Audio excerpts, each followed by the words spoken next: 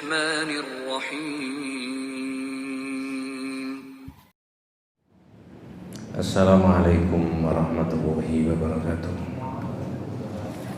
بسم الله الرحمن الرحيم. إن الحمد لله نحمده ونستعينه ونستغفره ونعوذ بالله من شرور أنفسنا ومن سيئات أعمالنا. من يهده الله فلا مضل له ومن يضلل فلن تجد له وليا مرشدا. أشهد أن لا إله إلا الله وحده لا شريك له وأشهد أن محمدا عبده ورسوله لا نبي بعده. Allahumma shalli ala Muhammad wa ala ali Muhammad kama shallaita ala Ibrahim wa ala ali Ibrahim wa barik ala Muhammad wa ala ali Muhammad kama barakta ala Ibrahim wa ala ali Ibrahim fil alamin innaka Hamidum Majid. Amma ba'du. Ma'asyiral muslimin rahimani wa rahimakumullah, usikum wa nafsi bi taqwallahi faqad faza man ittaqa. Sudah seringkali dibahas mengenai makna dari kalimat syahadat itu. Yang terakhir membahas kalau orang sudah bersyahadat tentang Allah, asyhadu an la ilaha illallah, itu salah satu maknanya adalah kemutlakan di dalam mentaati itu cuma kepada Allah dan Rasulnya saja. Taat kepada siapa saja, kepada orang tua, kepada pak guru, bu guru dan sebagainya, itu taat yang bersyarat. Kalau yang diikuti itu tadi baik dan benar, maka boleh diikuti. Tapi kalau salah, nabrak hukum dan syariatnya Allah, namanya asyirku fit ta'ati, syirik dalam ketaatan. Nah sekarang agak beda yang dibahas. Judulnya adalah asyirku fit tasarrufi. Asyirku fit tasarrufi itu syirik dalam tindakan. Apa maksudnya syirik dalam tindakan? Nah, mudah-mudahan tidak salah paham. Allah itu punya kewenangan mutlak mengatur ABCD-nya macam-macam itu. Saya beri contoh. Air itu kalau dituangkan mengalirnya ke tempat-tempat yang rendah, yang bawah. Yang mengatur begitu itu Allah. Manusia nggak bisa. Orang menyebut itu hukum alam. Air kalau dimasukkan di freezer di bawah 0 derajat, maka air itu beku. Itu hukumnya Allah, bukan karena freezernya. Enggak. Sepinter-pinternya orang membuat alat yang namanya freezer, kalau di dalam air itu tidak ada hukumnya Allah, air tidak akan beku. Itu sudah bahasa saya berkali-kali. Oh Pak Ustadz, kalau begitu yang mengatur seluruh alam dan termasuk kita ini Allah. Ya, yang mengatur tindakan. Maka tidak boleh disaingi benda, barang, orang, binatang. Tidak boleh diyakini seolah-olah bisa ngatur itu tadi. Contoh, ada orang ngomong gini kan, guru saya itu luar biasa Pak, solehnya, ibadahnya, akidahnya, sosialnya. Kalau itu saya iya, boleh-boleh saja. Mungkin orang itu saking solehnya, mudah-mudahan seperti kita. Tapi kalau kemudian dilanjut omongannya, saking saktinya, sampai ada pisang yang masih hijau itu loh, dilihat gini aja beberapa detik langsung mateng. Saya tanya jenengan yang hadir, pikiran yang mirip-mirip begitu ada nggak kira-kira? Itu sesuai enggak dengan hukumnya Allah tadi, hukum alam? Enggak. Loh ini maksudnya yang dibahas itu di situ Mas. Pikiran tauhid begini ini bukan mengolok-olok orang, enggak boleh orang mengolok-olok orang itu. Tapi menjelaskan duduk perkaranya yang benar menurut iman itu gimana, itu boleh. terutama yang ikut ngaji ini. Kalau dalam konteks dunia ada sunnatullah, ada hukumnya Allah. Saya tadi sudah menyebut air dituangkan mengalir ke bawah, kemudian dimasukkan freezer jadi beku, karena di dalam air ada hukumnya Allah. Pisang dibiarkan begini aja berminggu-minggu, berbulan-bulan, lama-lama jadi matang. Orang tidak boleh meyakini seperti yang saya sebutkan tadi.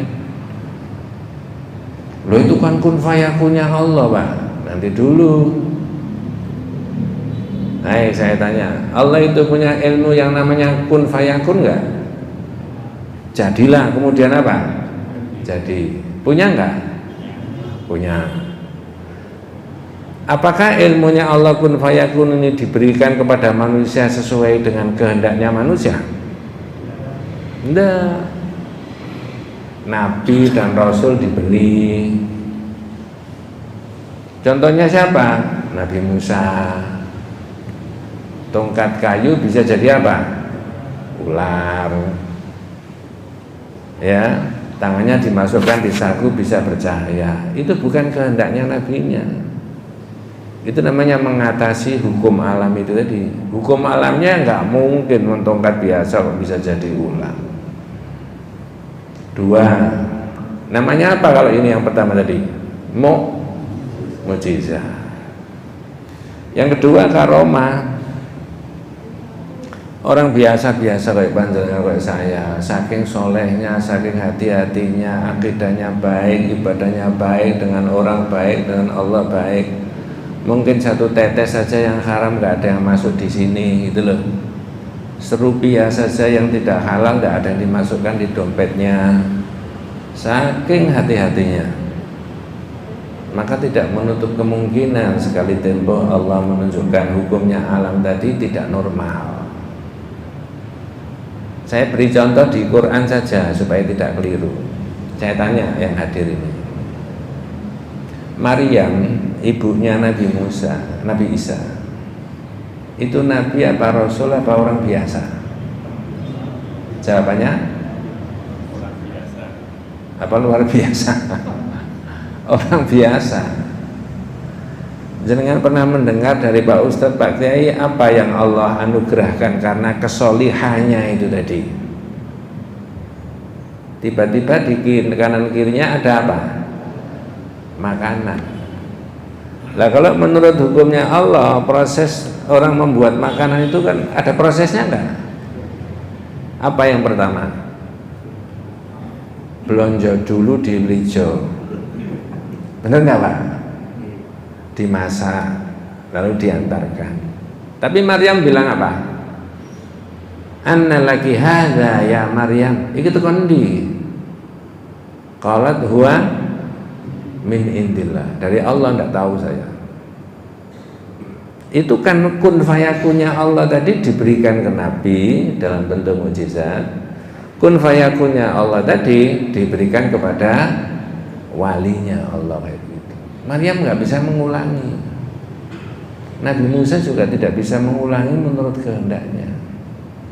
Yang bisa dipelajari dan bisa diulang-ulangi, yang mengatasi hukum alam itu tadi adalah zikir. Ini tauhid, keyakinan, ya. Nah, begitu. Loh, di sini kok ada asyirku fit tasarrufi? Syirik dalam tindakan. Apa maksudnya? I'tiqadu anna ba'dal awliya ilahum tasarrufatun fil kauni wa yudabbiruna umurahu. Sebagian orang meyakini bahwa seorang wali tadi itu punya kekuasaan di dalam alam ini yang diberikan oleh Allah. Yudabbiruna umurahu, bisa mengatur, ya, bisa mempercepat matangnya pisang tadi tidak normal, hitungan detik aja dilihat. Di tauhid enggak begitu. Ada tapi bentuknya itu mukjizat, kun fayakun tadi. Ada bentuknya tadi bisa berupa apa? Karomah.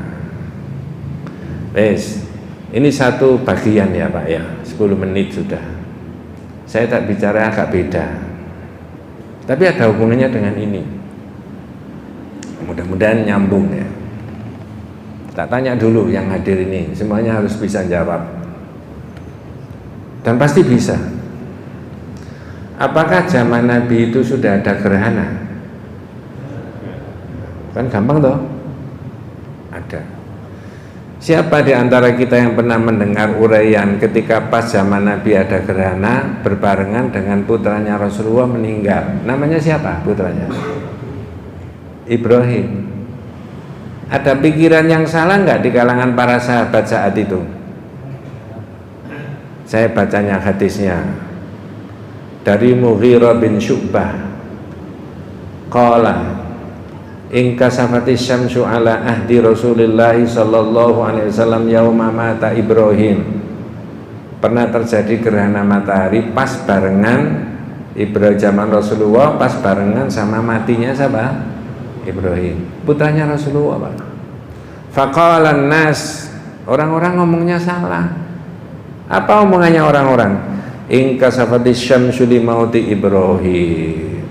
Oh, ada gerhana itu apa? Makanya Ibrahim meninggal. Atau Ibrahim meninggal gara-gara ada gerhana. Oleh Nabi nggak boleh, nggak ada pengaruhnya Mas. Apa kata Rasulullah?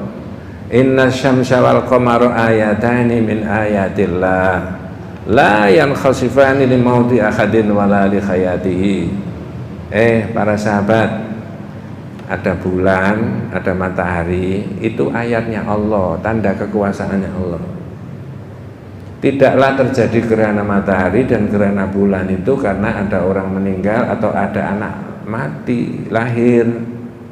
Fa idza ra'aitumuhuma, kalau sampean tahu ada gerhana matahari atau bulan, fafra'u bisalat, cepat-cepatlah apa? Halo? Disuruh tidur apa disuruh salat? Salat. Salatnya berapa rakaat? 2 rakaat. Al-Fatihahnya berapa kali? 4. Wes, saya tidak bahas itu. Apa hubungannya dengan ini? Pikirannya sahabat tadi, gerhana tadi berpengaruh, bisa membuat orang itu meninggal, bisa membuat anak itu meninggal atau lahir. Kata Nabi enggak ada hubungannya. Yang buat orang itu, anak itu lahir, orang itu meninggal itu Allah. Maka jangan syirik dalam apa? Tasarruf, dalam tindakan. Tindakannya Allah itu nggak bisa disaingi oleh manusia. Nah begitu Pak maksudnya. Saya lanjutkan ceritanya bintang-bintang tadi.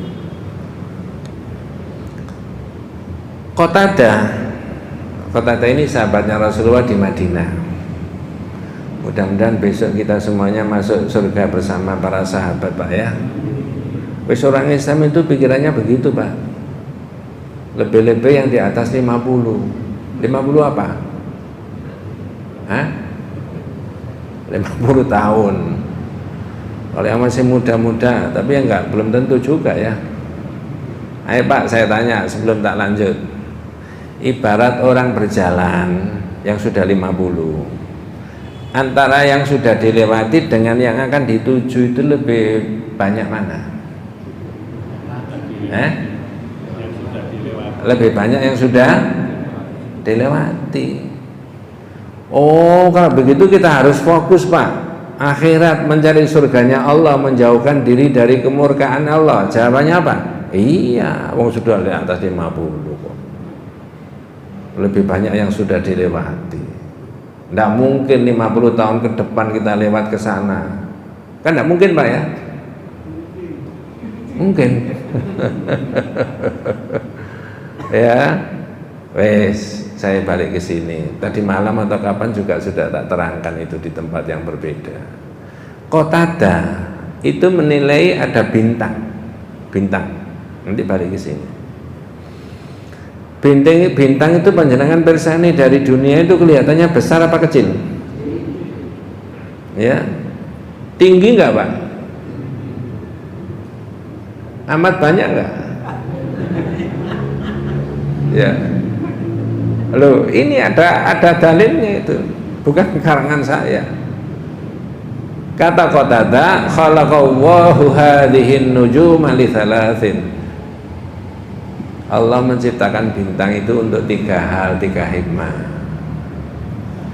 1, zinatun lisama, untuk menghiasi langit. 2, rujuman lisyayatin, untuk melempar setan. Surat Al-Mulk itu ada begitu. Walaqad zayyana as-samaa'a ad-dunya bimasabiha wa ja'alnaha rujuman lisyayatin. Saya belum yang ketiga, baru 2 tadi ya. Surat Al-Mulk ayat yang kelima. Ya. Dan sungguh kami menghiasi dunia itu dengan bintang-bintang. Ya, langit dunia itu dengan bintang.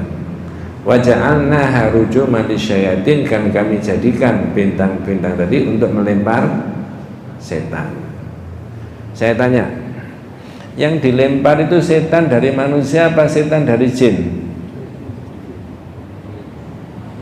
Atau tidak percaya? Ya, setan dari unsur siapa? Jin. Surat Al-Mulk kalau tidak salah itu ayat 5 Pak ya. Kalau ilmunya manusia Mas, namanya melempar, ada sasaran nggak yang dilempar? Ada benda yang dipakai melempar? Ada kecepatan yang bisa dihitung? Ada. Kalau manusia, tapi kata surat Al-Mulk tadi, kami jadikan bintang-bintang itu untuk menghiasi langit, menghiasi dunia, sama dunia, dan kami jadikan bintang tadi untuk melempar apa? Setan. Kata Imam Malik, maknanya apa itu? Dalam kaitannya dengan ilmunya Allah yang gaib, yang tidak diketahui oleh manusia itu tadi, kata Imam Malik, 1, Mas, kalau namanya melempar ya bisa difahami lah, berarti ada sasarannya, ada yang melempar, ada benda yang dipakai melempar. Kalau manusia ya ada kecepatan yang bisa dihitung. Nah kalau Allah nggak tahu. Yang kedua kata Imam Malik, gimana caranya Allah melempar? Nggak tahu, nggak diketahui. Loh kok Allah kok melempar seperti manusia? Nah sampai ngomong seperti manusia itu yang nggak boleh. Nah seperti apa? Nggak tahu. Lah nggak tahu itu bahasa kitabnya majhul, wal kaif majhul. Caranya gimana? Nggak diketahui. Loh tapi sampean percaya nggak kalau Allah itu melempar? Percaya. Wal imanu bihi wajibun. Iman bahwa Allah itu melempar setan pakai bintang hukumnya wajib. Ngapain nggak wajib? Ada di Quran. Ngerti maksud saya Pak? Yang ada di Quran harus dipercayai apa boleh ditolak? Harus. Terus gimana? Nggak tahu, majhul. Ya, zaman Nabi Mas, ayat itu sudah ada. Tapi nggak ada sahabat yang tanya, Nabi gimana caranya Allah melempar apa setan? Enggak, pakai iman aja. Al imanu bi wajibun. Makanya pertanyaanmu itu kata Imam Malik barang baru. As-su'alu bid'atun. Pertanyaanmu itu baru, zaman Nabi nggak ada pertanyaan begitu. Padahal ayatnya sudah ada, sahabat sudah ada. Ya, wes. Yang ketiga, nanti balik ke sini Pak. Tadi saya sebutkan kata Qatadah, bintang tadi, khalaqallahu hadhihin nujuma li thalathin. Allah menciptakan bintang untuk 3 hal. 1, untuk menghiasi langit, yang kedua untuk melempar setan, yang ketiga itu loh, wa alamatin yuhtada biha. Dan bintang itu kata Qatadah juga dipakai sebagai petunjuk. Saya tanya yang hadir, jangan jawab, apakah petunjuk arah ataukah petunjuk nasibnya orang? Seperti apa petunjuk arah itu?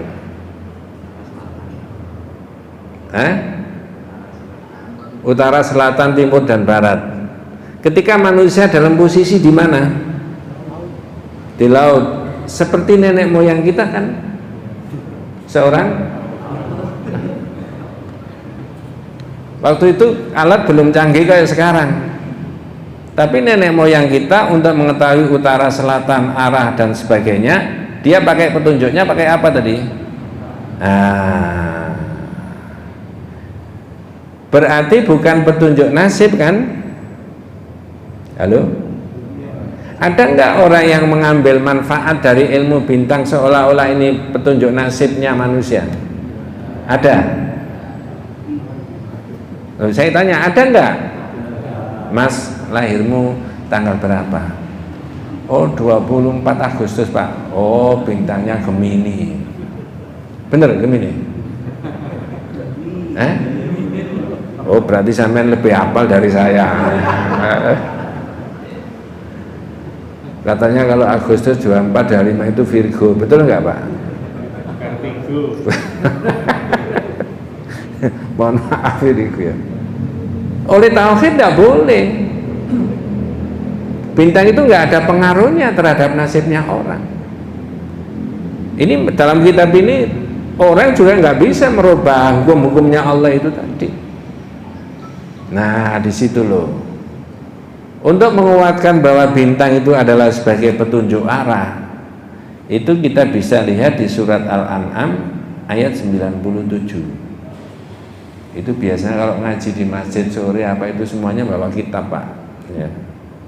Tapi ini kan ngaji mampir toh, gak apa-apa, yang penting mudah-mudahan jenengan diberi barokah sama Allah Subhanahu wa ta'ala. Wis dicelengi aja, ilmu itu dapat ilmu dari Quran, dari hadis ya. Surat apa tadi? Al-An'am 97 ya. A'udzu billahi minasyaitonir rajim. Bismillahirrahmanirrahim. Wa huwal ladzi ja'ala lakumun nujuma litahtadu biha fi dhulumatil barri wal bahri qad fassalnal ayati liqaumin ya'lamun. Ada bahasa Indonesianya Pak? Monggo, kalau enggak saya sendiri yang membahasa Indonesia kan ya. Dan dialah yang menjadikan bintang-bintang bagimu agar kamu menjadikannya petunjuk dalam kegelapan di darat dan di laut. Nah itu jelas sekali Quran itu Pak. Agar kamu menjadikan petunjuk ketika kamu dalam kegelapan baik di darat maupun di laut. Lanjut Pak terjemahnya. Kami telah menjelaskan tanda-tanda kekuasaan kami kepada orang-orang yang mengetahui. Saya tanya, sebelum dipraktekkan orang bahwa orang mengambil petunjuk arah utara selatan itu adalah pakai bintang, Qurannya sudah ada. Itulah sering saya ngomong, Quran ini bukan buku ilmiah, tapi di atas Quran bisa dikembangkan teori-teori ilmu pengetahuan. Misalkan waktu itu Pak ya, jangan bicara sekarang. Oh, di Quran ada surat Al-An'am 97. Kita itu kalau mau tahu arah utara selatan kegelapan itu katanya suruh lihat bintang. Nah, Qurannya ada. Lalu orang meneliti, oh posisi di sana berarti utara, selatan, timur dan barat dan sebagainya. Jadi Qurannya dulu difahami, baru teori ilmunya. Yang sekarang sistem pendidikan kita tidak begitu. Anak dikasih fisika dulu, dikasih kimia dulu, kasih biologi dulu, kasih tata negara dulu, kasih ini dulu, menyepelekan Quran. Kalau dari sudut pandangan agama tauhid, agama Islam tidak begitu. Kuatkan dulu ininya, baru diberi yang lain-lain. Jadi ngelender saja. Tak kasih contoh, rada menyimpang. Dan sudah pernah dibahas. Apa betul angin itu salah satu fungsinya adalah untuk mengawinkan? Iya, mengawinkan apa? Tanaman, tumbuh-tumbuhan. Istilahnya apa mengawinkan itu? Antara putik sama benang sari itu terjadi apa? Penyerbukan. Penyerbukan itu pakai tenaga apa? Angin. Wa arsalna riyaha lawaqih. Kami kirimkan angin itu untuk mengawinkan. Pertanyaan saya, lebih dahulu mana konsep Al-Qur'annya dengan temuannya di dalam ilmu pertanian? Quran. Dunia masih gelap, tidak ada pertanian maju itu, insinyur-insinyur pertanian meneliti begitu, nggak ada. Tapi Quran sudah menerangkan bahwa angin itu berfungsi salah satunya untuk mengawinkan. Itulah yang saya sebut Al-Quran itu bukan buku ilmiah, tapi di atas Al-Quran bisa dikembangkan teori-teori ilmu pengetahuan. Itu semuanya dalam iman kita adalah Allah. Maka orang tidak boleh meyakini, saya teruskan tadi, benda tadi, apa namanya, gerhana tadi yang saya sebutkan di awal tadi, itu bisa berpengaruh, seolah-olah berpengaruh secara zahir lalu menimbulkan kematian. Nah sekarang bintang tadi, kata-kata ada 3. Petunjuk itu bukan petunjuk nasib orang, tapi banyak orang mengambil dari petunjuk itu. Ya, kalau kamu itu bintangnya Gemini, mestinya cari istri itu yang Virgo. Ada nggak pikiran begitu itu, Mas? Apa dulu sampean juga terpengaruh? Mohon maaf kalau ada yang berbeda, tapi Islam harus menerangkan yang sebenarnya. Kata Qatadah tadi, faman ta'awwala fiha ghairu dzalika, siapa yang punya pendapat tentang bintang lebih dari di luar 3 itu tadi, untuk menghiasi langit, untuk melempar, lalu untuk petunjuk arah tadi, akhta'a, salah orang itu. Wa adha'a nasibahu, dia menyia-nyiakan nasibnya. Wa takallafa ma la ilma lahu, dia memaksakan sesuatu yang dia enggak punya ilmu, enggak ada korelasinya. Bintang tidak mempengaruhi nasib orang, gerhana tidak mempengaruhi mati dan hidupnya seseorang, ya, maka manusia juga tidak bisa mengatur alam ini. Jika diyakini ada orang yang dianggap paling sakti, mohon maaf begitu ya bahasanya, lalu bisa mengatur, itu namanya asyiriku fit tasarrufi. Syirik dalam tindakan. Tindakannya Allah seolah-olah ada pada manusia itu tadi. Nah, wes, masih ada waktu? Sedikit apa banyak? Kita lanjut ya. Mohon maaf saya nggak tahu sekarang. Dulu pernah digegerkan sampai ada berita viral secara nasional. Ada orang bisa menggandakan uang. Masih ingat? Saya tidak cerita itunya, tapi saat itu rame-rame saya sudah menyatakan tidak bisa, itu tipuan itu. Tapi saya kan tidak punya media, hanya media saya di pengajian-pengajian aja tak terangkan. Sama dengan dulu di Jombang ada anak main-main di sawah menemukan apa? Batu. Saya sudah hendak ini tipuan, tidak bisa, ya. Tapi saya kan tidak punya media, ya. Nah begitu. Wis, sekarang saya balik tadi. Ketika berita itu jadi viral yang bisa menggandakan uang sampai orang menjual ininya, itunya, investasi ini itu dan sebagainya, tiba-tiba klimaknya tanda petik ini penipuan. Terus ada diskusi di televisi, ya, membahas mengenai itu. Kalau saya mencari di YouTube mungkin masih ada.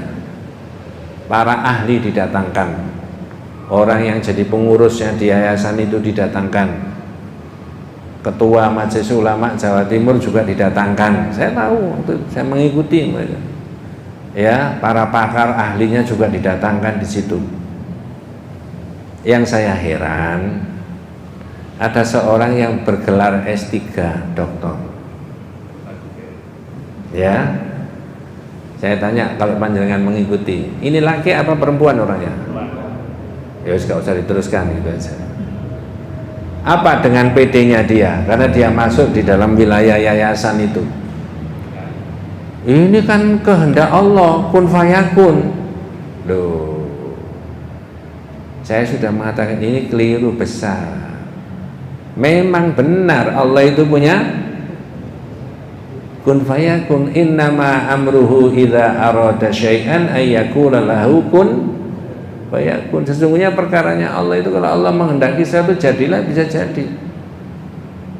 Kertas tumpuan oleh Allah dijadikan langsung jadi duit, bisa nggak Pak? Kena bayar utang kan begitu. Ya, bisa. Tapi ini tidak begitu. Seorang yang mengatakan begitu itu salah. Bukan kun fayakunnya yang salah. Orang diberi kekuasaan oleh Allah untuk mengeterapkan kun fayakun menurut kehendaknya sendiri, inilah yang salah. Tidak ada begitu. Dari mana? Nabi aja enggak kok. Ya, tadi di awal sudah saya sebutkan kun fayakunnya Allah itu ditunjukkan lewat Nabi dalam bentuk mukjizat. Lewat orang yang soleh solihah dalam bentuk apa? Karamah. Enggak bisa seenaknya sendiri begitu. Yang bisa sepertinya seenaknya sendiri, tapi bukan kun fayakunnya Allah. Apa itu? Sihir. Sihir bisa dipelajari Pak? Bisa. Caranya?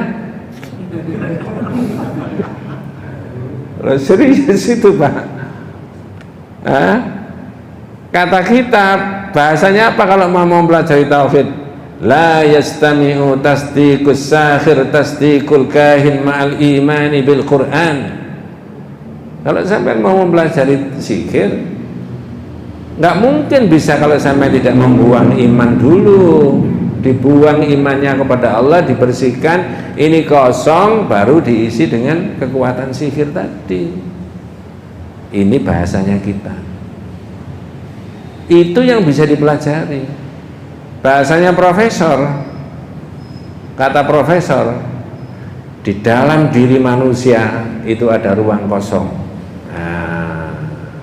Kalau ruang kosong itu diisi iman dan tauhid seperti panjangan dan kita semuanya, maka sihir tidak bisa dipelajari di situ, kontradiktif.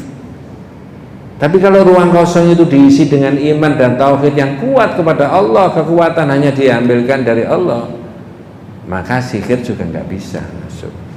Lah orang iman yang dipegangi apanya? Imannya kepada Allah, bukan kekuatan sihir itu tadi. Nah di situ. Jadi yang bisa diulang-ulang menurut kehendaknya itu sihir. Maka di dalam Al-Quran juga diterangkan, wa may yudabbirul amra fasayaqulunallah. Itu kaitannya dengan orang kafir. Orang kafir. Kalau kamu tanya ya, ini tafsirannya yang sederhana saja. Siapa sih yang ngatur alam ini semuanya? Orang kafir jawab siapa? Allah. Lah kalau itu Allah satu-satunya, di manusia nggak ada. Jangan diyakini. Maka tadi saya sebutkan bukan hanya di manusia, di bintang juga tidak ada pengaruhnya. Begitu loh. Wallahu a'lam. Nanti kita lanjutkan pembahasan berikutnya, ya. Jadi variasinya syirik itu macam-macam. Maka Nabi kita Ibrahim itu selalu memohon kepada Allah, wajnubni wa baniya an na'budal asnam. Ya Allah, jauhkan aku dan anak cucuku jangan sampai menyembah apa? Berhala. Apa alasannya Nabi Ibrahim? Rabbi innahunna adlalna katsiran minan nas. Ya Allah, dengan menyembah berhala itu banyak orang tersesat. Tersesat Pak. Ya, tersesat bukan hanya akidahnya. Tatanan ekonomi di masyarakat itu ya tersesat. Seperti yang saya terangkan 1 bulan yang lalu itu, ya. Karena saking cintanya kepada harta benda, melebihi cintanya kepada Allah, itu sudah syirik dalam bercinta. Asyirku fil mahabbah. Duit yang mestinya dipakai untuk ini, dipakai itu, enggak jadi dipakai itu, dikumpulkan. Sampai berapa Pak jumlahnya? Berapa jumlahnya Pak? 8 triliun. Ya, kok bisa? Itu loh, manusia itu di situ, ya. Nah kalau dia mencintai Allah menurut hukumnya Allah nggak boleh, ya nggak sampai begitu dia. Wallahu a'lam. Inilah variasinya. Insya Allah pada berikutnya itu diterangkan mathalum man yad'u ghairallah. Orang yang menyembah selain dari Allah itu Pak, dalam berbagai macam bentuknya, itu dihina-hinakan sama Allah. Malah diberikan contoh di Quran itu ibarat sumur yang begitu dalam, airnya di situ, dia butuh air, hanya bilang air, air, tangannya begini air, bisa naik sendiri? Tidak bisa. Sumurnya itu 3 meter, 4 meter di bawah itu kelihatan kok. Tapi nggak pakai alat apa-apa, itu Quran yang bilang gitu. Air, air. Dari mana bisa naik sendiri? Berarti tidak ada kekuatan. Tapi kalau memohon meminta kepada Allah dalam konteks beriman kita, ada kekuatan nggak? Ada. Makanya Al-Fatihah itu jenengan baca sampai berapa kali sehari semalam? Loh, lanik pitulah sampai sholat wajib tok sampai. Ya, ada kira-kira 40 kali? Oh ada. Yang paling spektakuler di dalam Al-Fatihah itu ayat yang mana Pak? Jangan dilupakan itu. Iyyaka na'budu wa iyyaka nasta'in. Apa bahasa Indonesianya? Hanya kepadamu ya Allah kami apa? Menyembah, dan hanya kepadamu minta. Ya selain dari Allah itu nggak bisa. Bendina diwaca begitu. Makanya imam-imam Masjidil Haram itu kadang-kadang baca Al-Fatihah sampai di ayat itu nangis Mas. Alhamdulillahi Rabbil Alamin Ar-Rahmanir Rahim Maliki Yaumiddin Iyyaka na'budu wa iyyaka. Tidak bisa. Dan tidak dibuat-buat itu. Dibaleni lagi Iyyaka na'budu. Tidak bisa. Itu terenyuh. Saya ini matur sama Allah, minta. Bener nggak? Saya hanya minta tolong sama Allah itu. Nah begitulah variasinya kitab tauhid itu. Banyak Pak kitabnya itu, kelihatannya kecil tapi mentes ya. Mudah-mudahan panjenengan dan keluarga saya, kita semuanya senantiasa diberikan rahmat barokah hidayah Allah Subhanahu wa taala. Hadanallahu wa iyyakum ajmain. Kita tutup dengan doa kafaratul majlis. Subhanakallahumma wa bihamdika asyhadu an la ilaha illa anta astaghfiruka wa atubu ilaik. Assalamualaikum warahmatullahi wabarakatuh.